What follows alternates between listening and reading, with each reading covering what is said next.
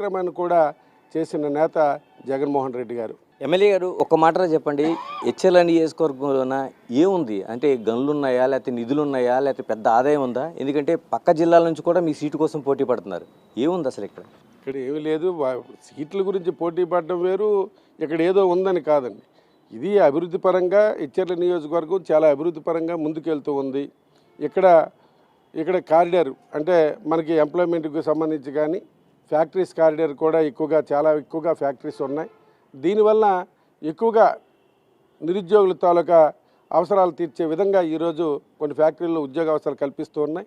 జగన్మోహన్ రెడ్డి గారు కూడా 75% కంపల్సరీగా రిజర్వేషన్ ప్రకారము స్థానికులకే ఇవ్వాలని చెప్పడం జరిగింది. దాని ప్రకారం ఏంటంటే కొత్తగా శ్రేయస్ ఫ్యాక్టరీ కానీ అలాగే ఎన్ఈసిఎల్ కానీ ఇలాంటి పెద్ద పెద్ద ఫ్యాక్టరీలు తయారవుతున్నాయి. వాళ్ళు కూడా మాట ఇచ్చారు. జగన్మోహన్ రెడ్డి గారు ఏదైతే చెప్పారో ఆ రిజర్వేషన్ ప్రకారం మేమందరికీ స్థానికులకి మేమందరం